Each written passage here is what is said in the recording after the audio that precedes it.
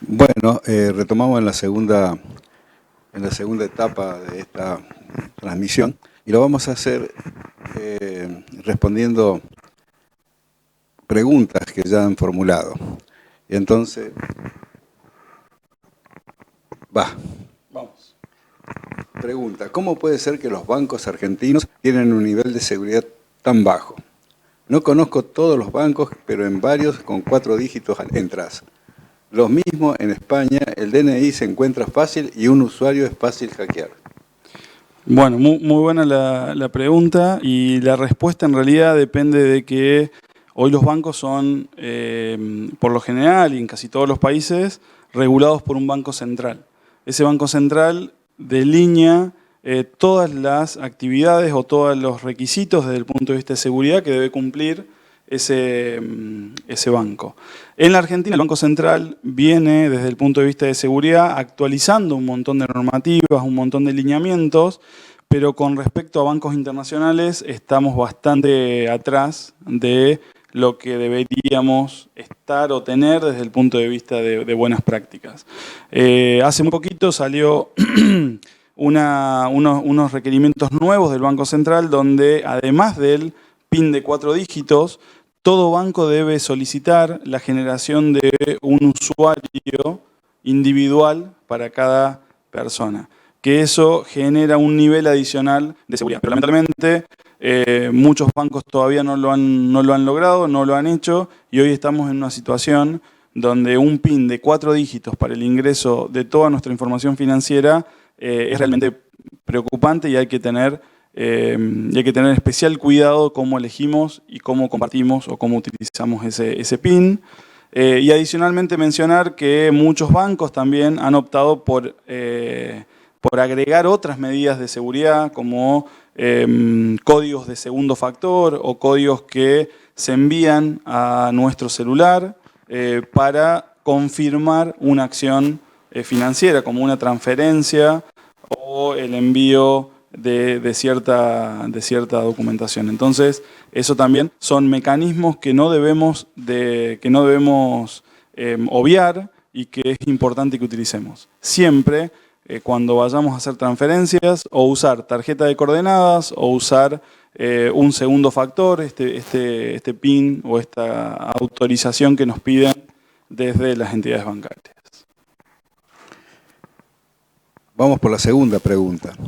Los problemas de seguridad son conocidos o por lo menos el miedo es generalizado. ¿Cuáles son las mejores herramientas y cómo protegerse? ¿Cuáles antivirus hay que instalar? ¿Cuáles gratis y cuáles de pago?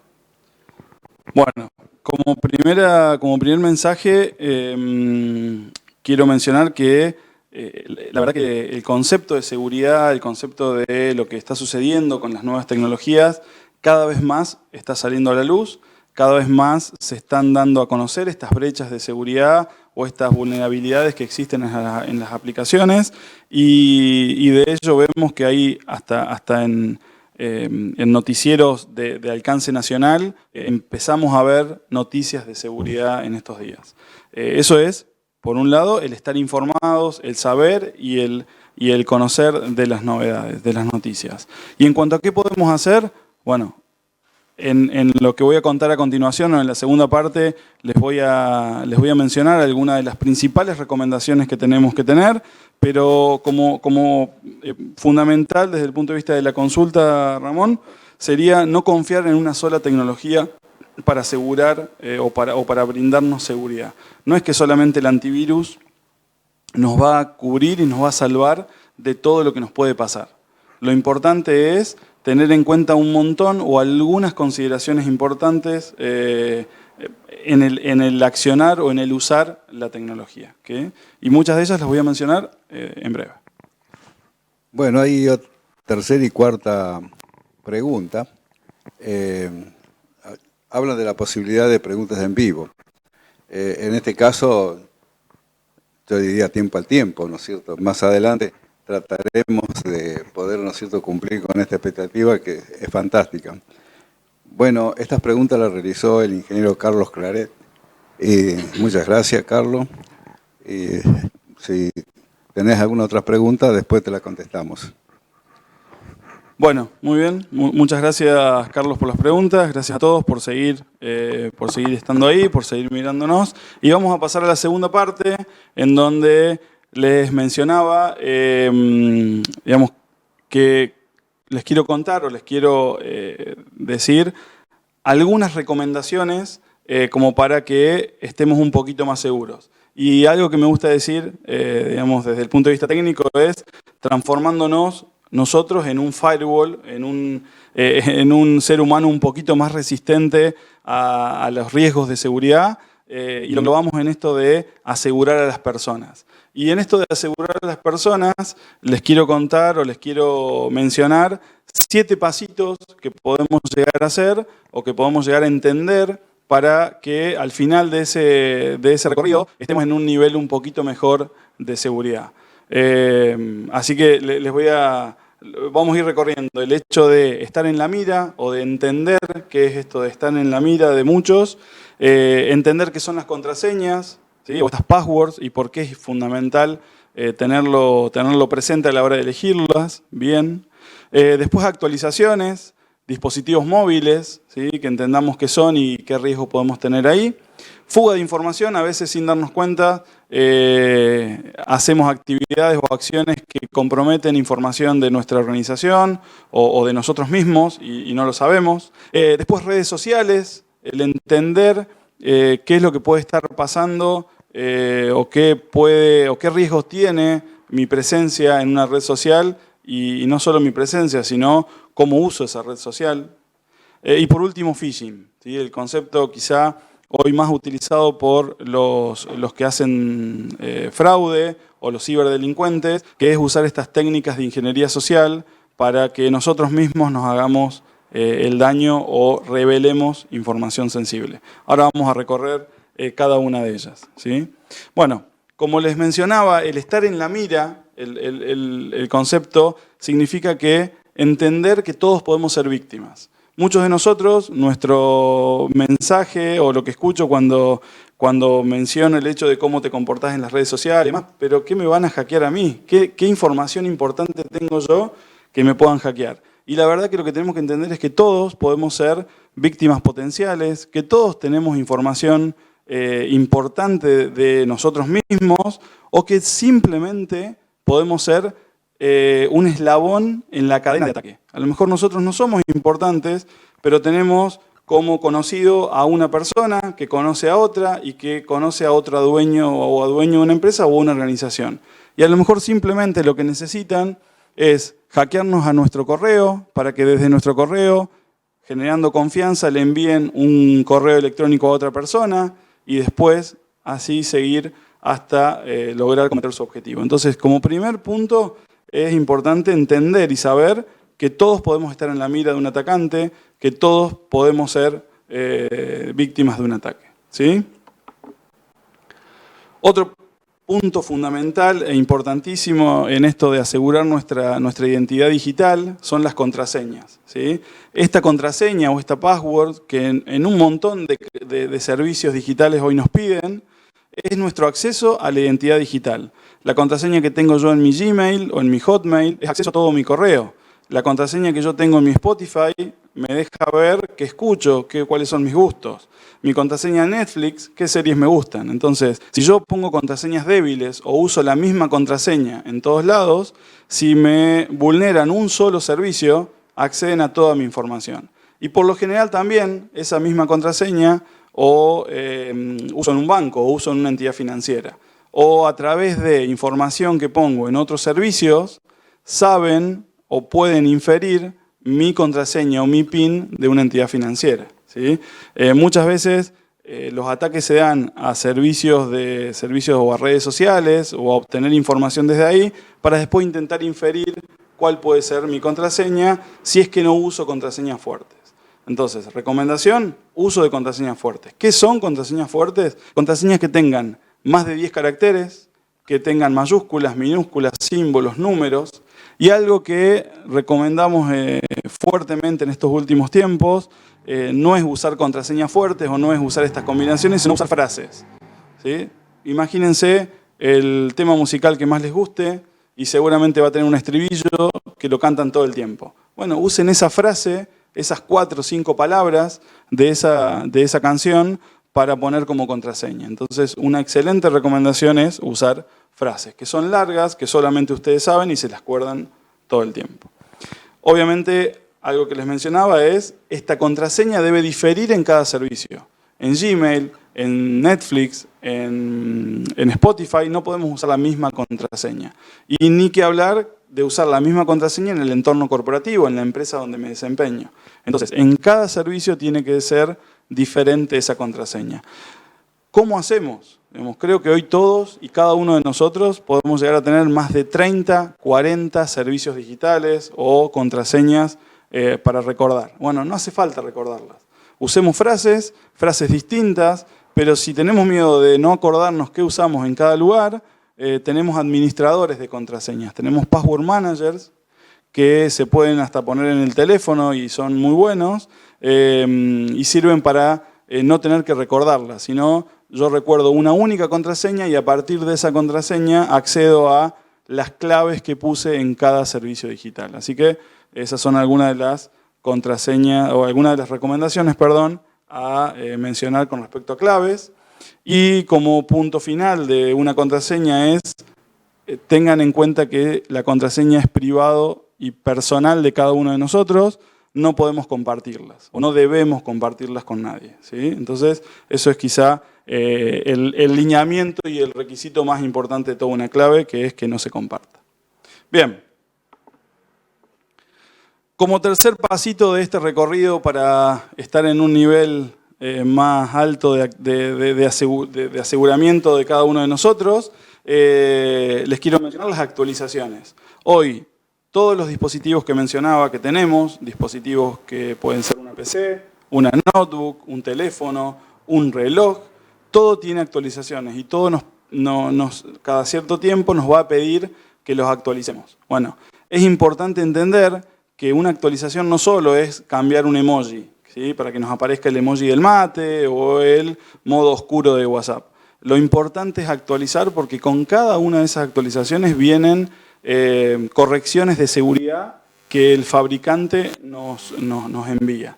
Entonces, no posterguemos las actualizaciones, tomémonos el tiempo, hagámonos lugar en el dispositivo o en el teléfono para que esa actualización se produzca, porque seguramente con las actualizaciones de mejoras también vienen un montón de actualizaciones y correcciones de seguridad. Y esto mejora cada vez más la postura en seguridad del dispositivo, ¿sí? Entonces es importante que esas actualizaciones las llevemos adelante y las hagamos, ¿ok?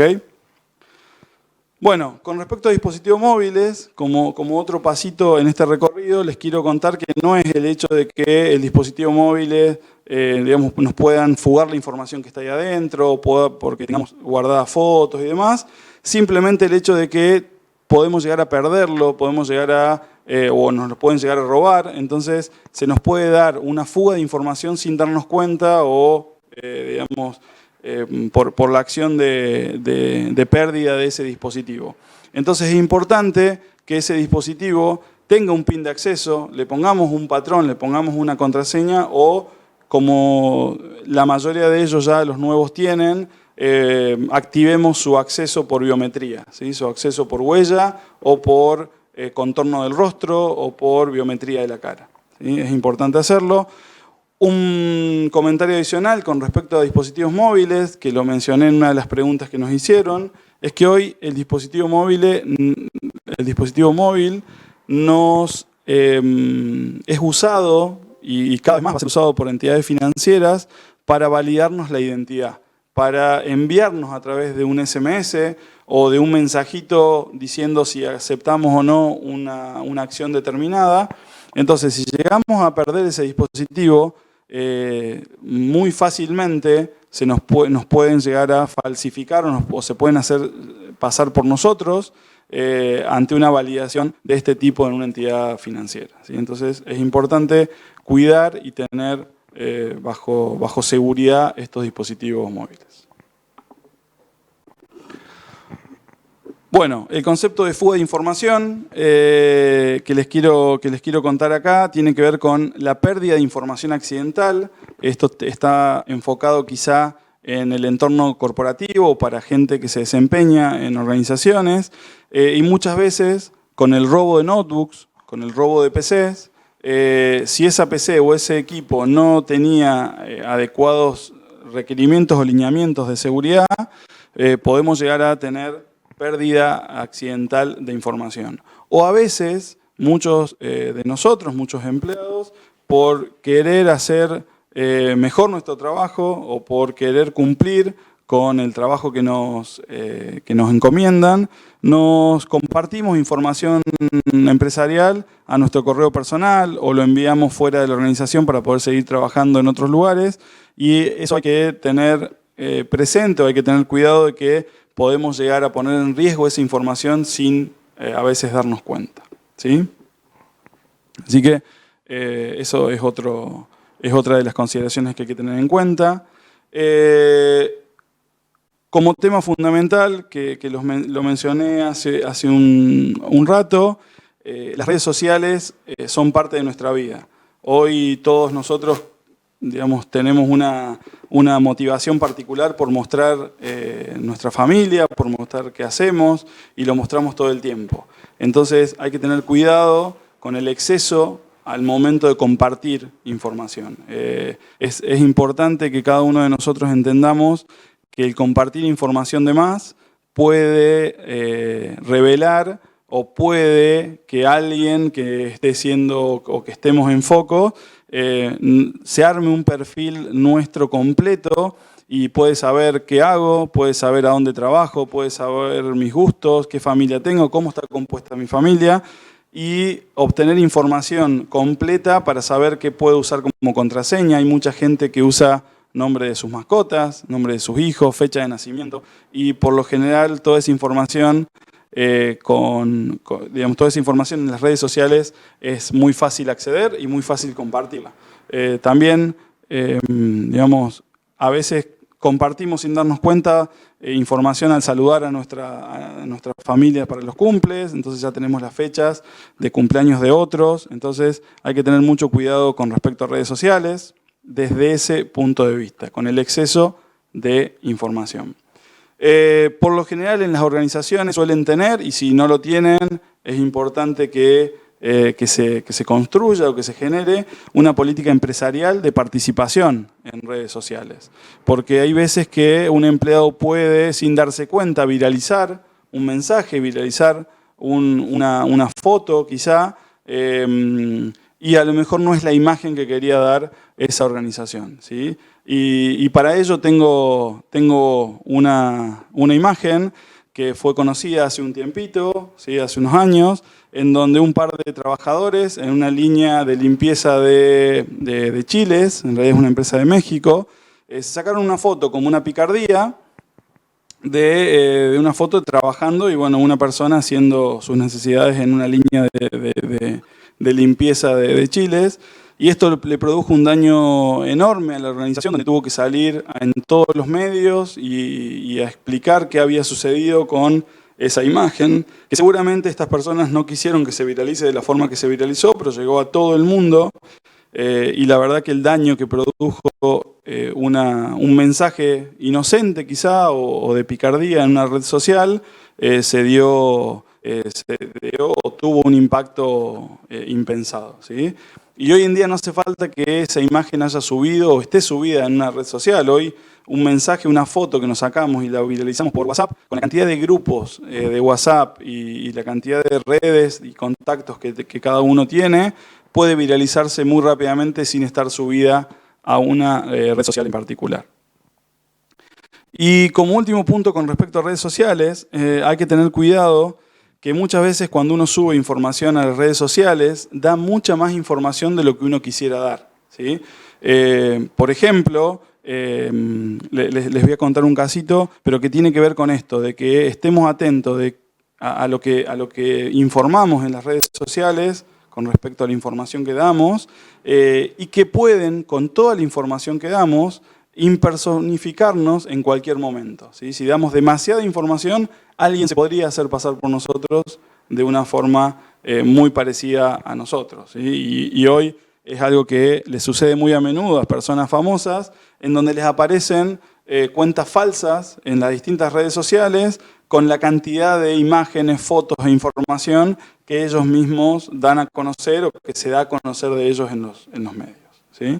Les quería contar entonces, y como ejemplito, de lo que a veces damos como información sin darnos cuenta.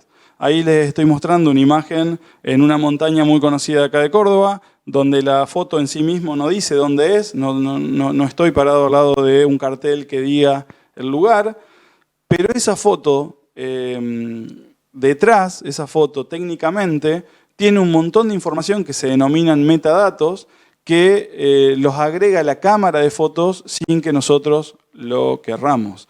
Y cuando esa foto la compartimos, esos metadatos van pegados a esa foto. Entonces, si yo comparto en el momento que me estoy sacando la foto, y hoy hay conectividad quizá en casi todos los lugares, que publico esa foto, me saco esa selfie y la subo, alguien con esa foto podría, si mira los metadatos, ¿sí? Que hoy hay un montón de aplicaciones y sitios que me lo permiten hacer, podría ver que esa foto fue sacada en las coordenadas de latitud que figuran ahí, las coordenadas de longitud que figuran en ese metadato, y me podría ubicar o geoposicionar sin ningún tipo de problemas en el Cerro Champaquí, que es la información que está a la derecha. ¿Sí? Así que desde ese lugar tengan presente que cuando a veces en la red social, gracias, en la red social subimos información o compartimos información, damos sin querer mucha otra información que a veces ni nos damos cuenta. ¿Sí? Bueno, y como último punto, último pasito de lo que empezamos hace un ratito, de cómo hacemos para estar un poquito más seguros o elevar nuestro nivel de seguridad, es estar atentos o tener mucho cuidado acerca del phishing. El phishing es una técnica que puede venirnos por SMS, puede venirnos por un mensajito de WhatsApp, puede venirnos por un mail, que intenta generar confianza en nosotros, haciéndose pasar por una entidad o por una organización que no es la real, para que accedamos a un determinado lugar y completemos información sensible que después el ciberdelincuente que está detrás de esa campaña la va a usar para su provecho. ¿Sí? Entonces, algunas consideraciones importantes a la hora del phishing es verificar los correos antes de responder o antes siquiera de hacer clic en correos. Como comentario bien drástico es, si no sabemos quién nos envió el correo o no lo conocemos, nunca deberíamos hacer clic en los links de esos correos. O si nos envían documentos, ¿sí? Y conocemos a la persona que envía el documento, preguntarle si él nos envió ese documento. Porque hay muchas campañas de phishing, muchas campañas que usan malware, que usan virus, que envían correos a nombre de gente conocida, pero enviando un documento adjunto que tiene o que incluye algún tipo de virus o malware. Entonces, si nosotros no estábamos esperando ese correo de la persona, es una buena práctica preguntarle. ¿Sí? He recibido un correo tuyo que tiene un adjunto tal, ¿qué querés que vea ese documento? ¿Me lo enviaste vos? Y nos puede ayudar a evitar un mal mayor. ¿Sí? Y por último, muchos correos vienen con beneficios muy grandes, que nos ganamos un viaje, que nos podemos suscribir gratis a un servicio. Bueno, tengan en cuenta que si el beneficio es importante, desconfiemos porque puede que no sea real y estemos cayendo en una campaña de phishing. ¿Sí? Y como para cerrar, les tengo algunos ejemplitos, como para que vean que estas campañas son reales y suelen y pasan todos los días. Hay un montón de campañas de phishing que intentan robarnos contraseñas de Netflix. Y el correo lo que siempre va a decir es que necesitan verificar la información, que hubo un error en los sistemas o que se bloqueó nuestro acceso y que debemos hacer clic en un link para verificar la información o para recuperar ese acceso. Y cuando hacemos clic en ese link, nos lleva a una página falsa que no es Netflix o que no es de la entidad que nos envía el correo, y lo primero que nos pide es las credenciales de acceso.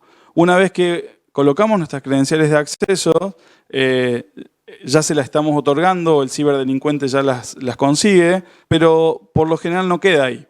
Luego de colocar la credencial de acceso, nos va a llevar a otra página, como se ve ahí en la parte derecha inferior, en donde seguramente nos va a pedir información sensible como nuestra tarjeta de crédito para volver a activar la cuenta.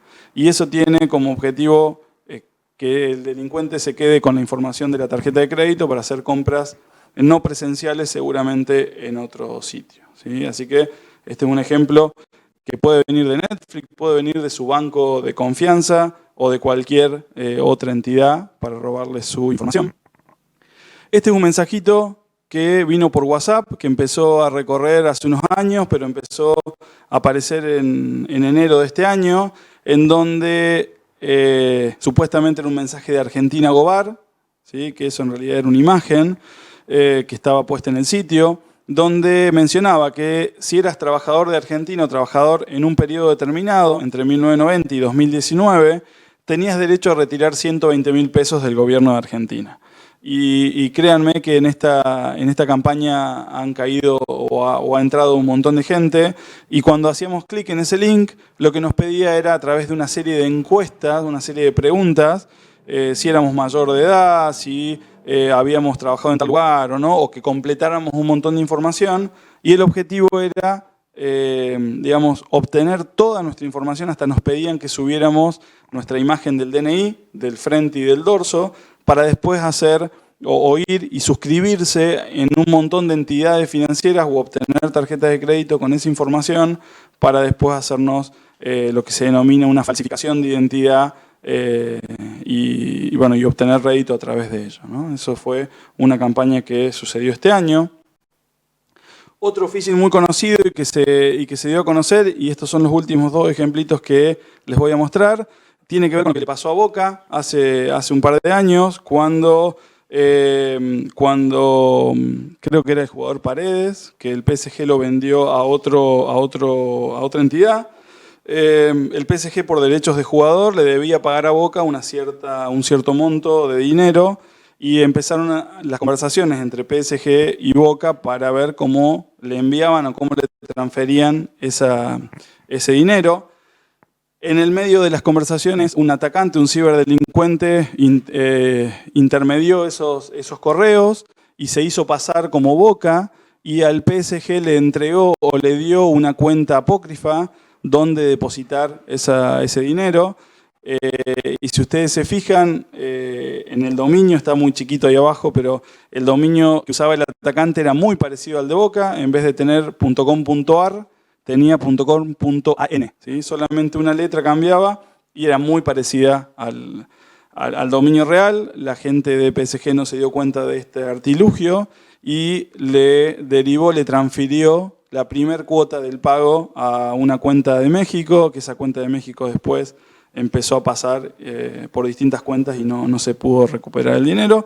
Pero esto es un ejemplo de lo que se denomina un compromiso a un mail corporativo a través de técnicas de phishing, y fíjense que ha sucedido más de una vez, ¿sí? Y el otro ejemplo es del mismo caso que sucedió ahora en febrero, ahora en este mes en el que estamos, que la empresa Bagio, ¿sí? Empresa muy reconocida en la Argentina, denunció una estafa similar a la que le pasó a Boca, pero con montos mucho mayores de pérdida, si se quiere, y en realidad lo que sucedió en este caso fue que se hicieron pasar por el presidente de la empresa, los atacantes, y le enviaban mails a la directora financiera de la organización para que haga pagos a una empresa, donde era una empresa que no les brindaba ningún servicio y era una empresa en realidad falsa, y los atacantes se hicieron con ahí dice cerca de $7 millones de dinero con este artilugio, ¿sí? Así que fíjense lo importante de estar atentos al phishing, estar atentos a este tipo de defraudación. Entonces, siempre desconfiemos de los mails que llegan, desconfiemos de los beneficios que trae para que podamos estar un poquito más seguros, ¿sí?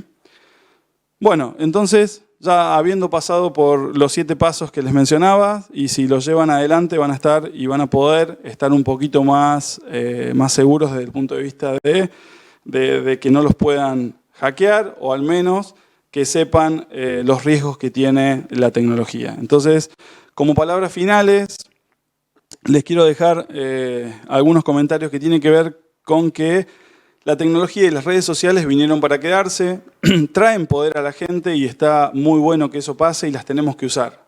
Lo importante es saber usarlas.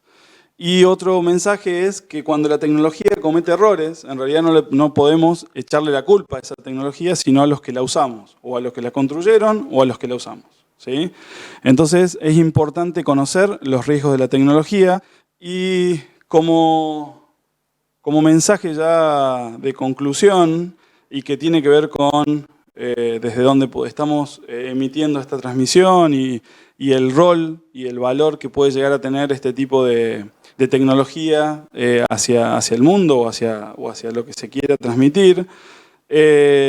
Siempre inviertan en educación. La educación no va a cambiar el mundo en sí misma, pero sí va a cambiar a las personas que van a cambiar el mundo. Entonces es importante tomarnos el tiempo de construir, de invertir, en entender un tema, en asegurarnos, en poder hacer foco en los riesgos que puede tener la tecnología en su uso, ¿sí? Así que bueno, muchísimas gracias a todos. Espero que les haya gustado la charla. Como bien dijo Ramón, quedan en contacto con correos para las preguntas que puedan haber surgido en esta última parte y se las podremos responder en su debido momento, ¿sí? Así que bueno, muchas gracias. Bueno, muchas gracias, Daniel. Tenemos una pregunta acá. Bueno. Dice, ¿qué nivel de seguridad tiene guardar archivos, fotos, contactos y demás datos en la nube? Bueno, muy buena pregunta también. Con respecto a lo que usamos en el día a día, hoy todos nuestros dispositivos guardan información en la nube de una forma quizá automática o sin que nosotros se lo tengamos que pedir.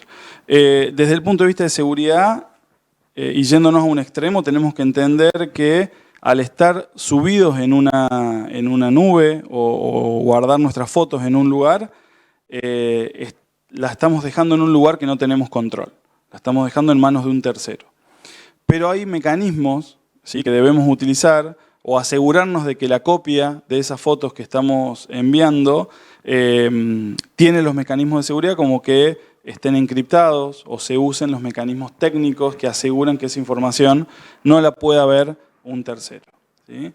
Es preferible sincronizar todas nuestras fotos en un servicio como Google Drive, por ejemplo, o iCloud, en caso de que tengamos iPhone, antes que subir nuestras fotos a una red social, ¿sí? La diferencia es que en la red social cualquiera la puede ver, en el Drive o en el iCloud están sujetas a que yo acceda con mi información personal. Entonces, ahí hay otra recomendación, que es la contraseña que nos cuida esa identidad digital. Si nosotros sabemos tener esas consideraciones, no hay ningún problema en usar ese tipo de servicios en nube. Bueno, yo le preguntaría a quien realizó la pregunta si se siente respondida. La pregunta la realizó Eliana Landray. Muy bien. Nos está haciendo señas que sí. Bueno. Listo. Bueno, yo quiero agradecerles a todos, pero también quiero pedirle disculpas al iniciar estas transmisiones con el solo hecho de nombrar a Hernán. Me embargó una emoción y medio me bloqueó. Así que quiero también aprovechar ahora para decirles que también se encuentra acá presencialmente en la sala un compañero de Hernán, que está acá, que hicieron el servicio militar juntos. Así que nos ha venido a visitar y le agradecemos a Juan y su señora, ¿no es cierto?, de estar aquí presente. Bueno, a todos nuevamente muchas gracias. Ya seguramente vamos a perfeccionar esta aula con con la ayuda de todos ustedes. Y bueno, no vamos a bajar los brazos, sino al contrario, lo vamos a levantar cada vez más.